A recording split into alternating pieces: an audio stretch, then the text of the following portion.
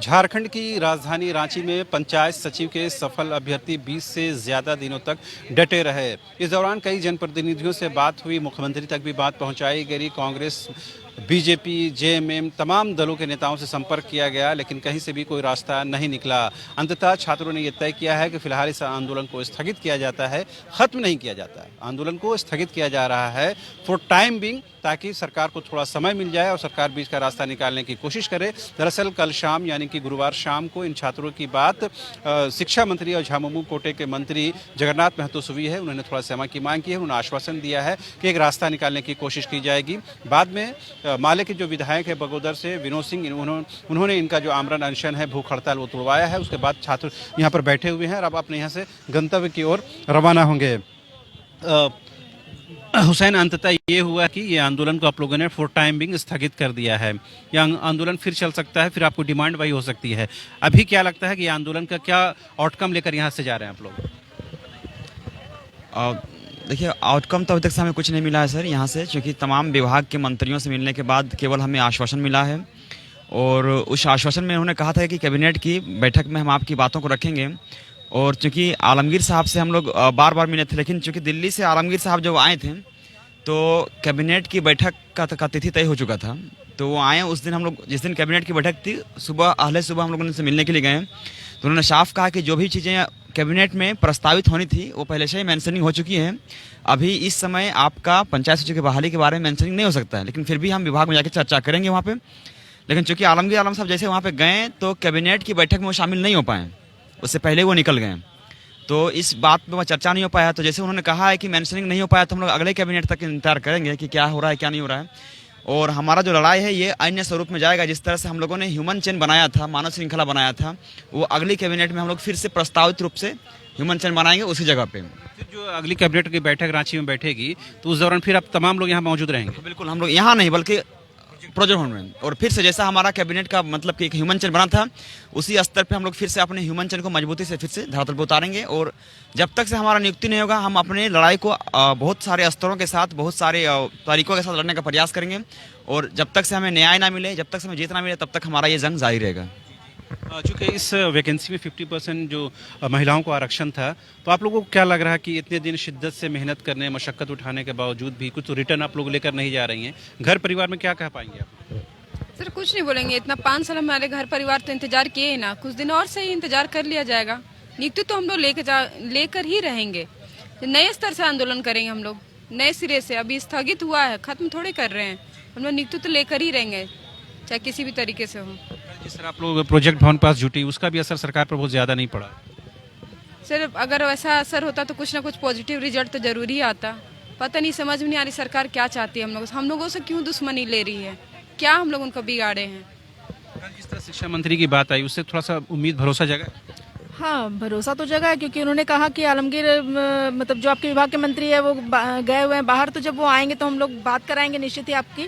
और हो सकता है कि बात में कुछ पॉजिटिव हम लोगों को मिल जाए और हम लोगों की नियुक्ति हो जाए। इसलिए हम लोग बस इसको लेकर के आशान्वित थे कि हो सकता है कि हम लोग की नियुक्ति हो जाएगी। इसी उम्मीद के साथ यहाँ से आप लोग रवाना हो? हाँ, बस अभी हम लोग अपना जो ये धरना था उसको स्थगित कर रहे हैं। बस हम लोग का स्वरूप जो है वो आंदोलन का थोड़ा सा, क्या स्वरूप क्या बदलेगा? पर देखिए वो परिस्थिति के अनुसार बदलेगा और जैसा होगा, हो सकता है कि नेक्स्ट कैबिनेट के समय हम लोग जो है सो वो फिर से एकत्रित हों और फिर कुछ इसको नया अंजाम दे।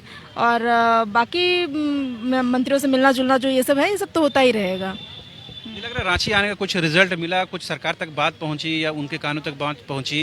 हालांकि उन्होंने रिएक्ट कुछ नहीं किया, लेकिन बात तो जरूर पहुंची होगी। जरूर पहुंची है, क्योंकि हालांकि कैबिनेट में तो बात नहीं हुई, लेकिन आपस में मंत्रियों ने कैबिनेट के बाहर एक दूसरे से जरूर बातें की हैं। क्योंकि इतने सारे जो है मानव श्रृंखला बना करके हम लोग वहाँ पे थे।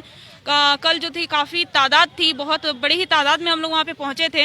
और जब शिक्षा मंत्री सर जा भी रहे थे तो उन्होंने हमें हाथ दे करके आश्वस्त कराया था कि इस मैटर को हम लोग वहाँ पे उठाएंगे। लेकिन हालांकि ये नहीं पता कि वो क्यों नहीं उठा पाए वहाँ पे। लेकिन ऐसा लग रहा है कि जब हम लोग गए थे, फिर जैसे ही कैबिनेट में कुछ बात नहीं हुई, तो हम लोग शिक्षा मंत्री के यहाँ भी गए थे, उनके घर गए, तो उन्होंने हमें फिर से आश्वस्त कराया कि हम लोग इस मैटर पे बात करेंगे। आप अपना अनशन तोड़िए, भले ही आप लोग अनशन कर रहे हैं, लेकिन इस तरह से भूखे प्यासे रो रो के मत करिए, हम लोग इस पे कुछ चर्चा जरूर करेंगे। तो अब देखा जाए कि क्या होता है। अभी तो हम लोगों ने हालांकि अनशन को स्थगित किया है, स्थिर रखा है, लेकिन हम लोगों ने इसे खत्म नहीं किया है। लग रहा कि आंदोलन इतने दिन चला, उसके बाद सरकार तक बात पहुंची, सरकार ने बहुत पॉजिटिव रिएक्शन तो नहीं दिया है, लेकिन तमाम राजनीतिक दलों तक ये बात पहुंची है। तो लग रहा है कि आने वाले दिनों फिर से आप आंदोलन को रीस्टार्ट करते हैं तो उस दौरान आप लोगों को सफलता मिलेगी। बिल्कुल, देखिए ऐसा नहीं कि सरकार को जानकारी नहीं कि पिछले 24 दिन से हम लोग यहाँ धरना पे बैठे हुए हैं। हम लोग सरकार से ये पूछना चाहते हैं, क्या सरकार ये चाह रही है कि जिस तरह से भाषाई आधार पे आंदोलन किया गया था, आंध्र प्रदेश को जब अलग किया गया था 1953 में, और उसका जो अगुवाई किए थे वो पट्टी श्रीमालू थे, उन्होंने ऐसा धरना प्रदर्शन किया था कि उनको लास्ट में अपनी जान की आहुति देनी पड़ी थी। तो सरकार क्या ये चाह रही है कि हम लोग जितना धरना प्रदर्शन में बैठे हुए हैं उनमें से किसी की जान चले जाए या फिर जान की आहुति दे, उसके बाद सरकार के कानों तक ये बात पहुंचेगी? सरकार तो सब कुछ जान रही है। उसके बाद एक भी दिन 24 दिन के अंदर किसी भी प्रकार से मिलने नहीं आना, कोई आश्वासन नहीं देना, ये साफ जाहिर हो रहा कि सरकार जानबूझकर हम लोगों को नज़रअंदाज कर रही है। आपने सुना तमाम जो अभ्यर्थी हैं वो कहीं ना कहीं नाउम्मीद ज़रूर हुए हैं, लेकिन इनकी उम्मीद अभी बाकी है कि जब अगली कैबिनेट की बैठक होगी तो ये लोग फिर आएंगे।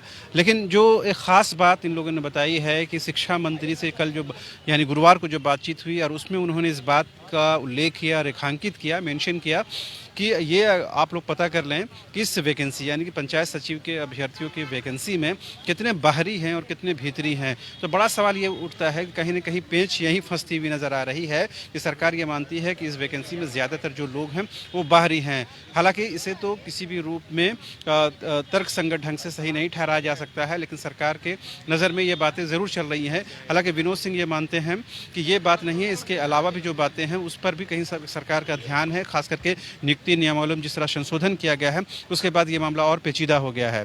कैमरा पर्सन विकास के साथ रांची से न्यूज़ बाइस्कोप के लिए शहनवाज।